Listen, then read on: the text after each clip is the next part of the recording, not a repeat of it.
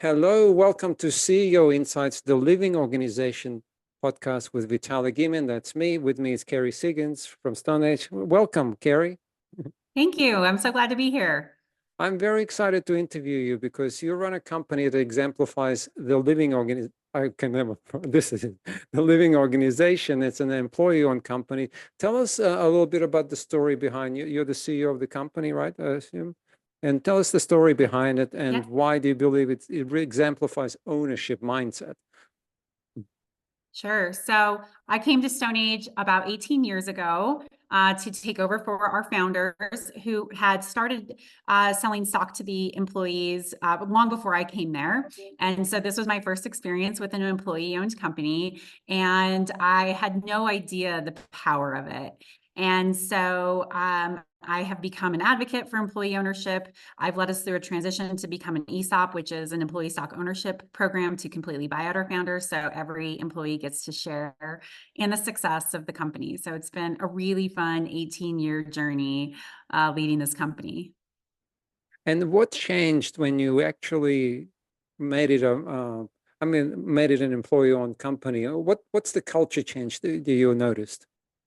Sure. So when I came on, it was employee owned, but it was a different kind of employee ownership. Employees were buying stock with their own money, but it was not a vehicle to buy out our founders. So we did what's called an ESOP, and an employee stock ownership program, which is a program that you can put in the United States to be able to use it as a mechanism to buy out shareholders. And the biggest difference between the old program and the new program is the old one was skin in the game. And so it felt very real to employees who were investing their own money, and they were getting distributions, and they had their tax liability. And when we switched to the ESOP, it's an entitlement. It's given as part of compensation. And you don't access the money until you leave the company. And it's really meant to be a retirement benefit. So we had to really define what it meant to be an owner in this new way of being employee owned. And I think that cultivating the ownership mindset and really writing it out, like what makes you successful in an employee owned company, especially StoneAge, what it means to think and act like an owner, it just allowed the employee ownership mentality to really blossom. And so we have a culture of high engagement, of high trust, of giving feedback, of autonomy, where people come to work every day for more than just their paycheck. They come because they love what they do and they care about their teammates and care about our customers more than those, I think, that just come in for a paycheck and want to do a good job. Oh, how exciting. Very exciting. Thank you, by the way. Thank you. What? Yeah, I mean, my mind is rattling because, I mean, just because you write something, it doesn't mean you actually, I mean, a lot of people write all sorts of things, right? But what's changed? What's actually changed? How can I say it, in their behavior, in their mindset? I mean, what did you observe? Was it just the writing part of it, or there was more to it? Oh, no. I mean, writing is the important piece of it, because every company needs to write down what their culture is, what Yeah. they, what that ethos looks like. Because that's the only way that you can either grow upon it or change it if you need to change it. But if you don't live your values and reinforce them every day, then it's just paper, it's just words on paper. So one of the things that we did through this process is we really narrowed down our values to three things. One, practice self-leadership, right? How you show up every day, your attitude, your behaviors, your effort, your ability to lean into feedback, to take feedback. The second one is be a great teammate. So are you putting the team first? Are you committed to doing a good job to help your team?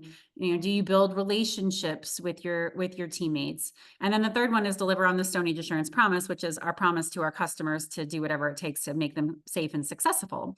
And we started doing all of our performance management program around these three values. We did all of our Own It training around these values, and we really brought our employees into it. And so they're not just words on a wall.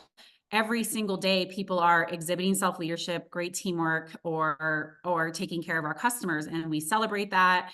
and we point it out, and we talk about it in our performance review chats. And there's not a day that goes by that I don't hear those words come out of people's mouths. And so we embody those values, and we have to do that as a leadership team first and foremost, making sure that we're role modeling, and then we have to help people be successful at living those values. So I think simplifying it down and really building out our whole culture around it, and talking about it, hiring on it, terminating employment around it, it's really reinforced how important those values are within the Own It mindset. Oh, wonderful. I mean, you're literally affirming to me exactly what's happening, that just writing it is not enough. You have to live it, No. you have to practice it. And it's just like a Yeah. gym. You have to go to gym and keep practicing until you build your body, Exactly. right? So, and Exactly. how, my last question is, maybe in short, how important is leadership mentality? That the fact that, my guess is that you first were sold on this way of working, right? I mean, you instigated it, right? Or was it a whole? How important is the leader in this picture?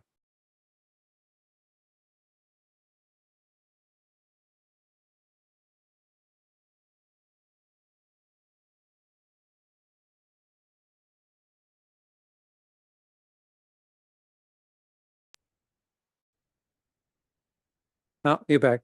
So how important is Okay, I think we're this? back. All right. Do you want to? Yeah, I'll ask again. How important is the Yeah. CEO's mentality? I mean, you were the instigator of this. How important is that for someone to champion this whole thing at the very, very, very top? It has to start at the top.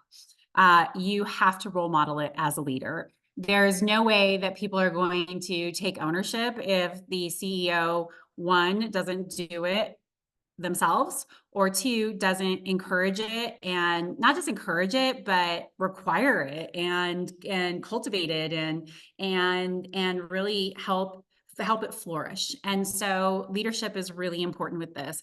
I hold myself to the highest standards of living and breathing our values and showcasing that through the organization. And if I screw up, then I own it. I say, you know what, I didn't do this as well. I wasn't being a great teammate here, or that wasn't great self-leadership.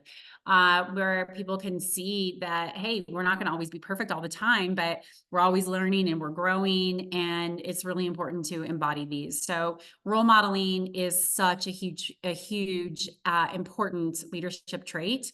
And I think a lot of leaders don't do that well. They think the values are for everybody else and not for themselves. And that's a huge mistake. You set the tone for your organization. So I hold myself accountable for making sure I set the tone for our organization by living and breathing those values every day. Kerry, thank you so much. I mean, you really provided us with a lot, because it's one thing talking about, but this is a living example. We all really appreciate what you're doing, because it gives us some hope. Oh, thank you. Yes, you can do this. And I wrote a book called The Ownership Mindset, which is literally what I've done to be able to build this kind of culture. The mistakes that I made, I line out not just all the great things, but I line out all the mistakes that I made too. So it is possible to be able to build this kind of culture. It just takes intention, it takes work, but it really can be done. Absolutely. I will put a link to your book in the post. So thank you so much. Wonderful. Well, I'd love to have you. There's so much more we can talk about. We'll have you back again and go deeper. Anytime, I would love to. Thank you. Perfect.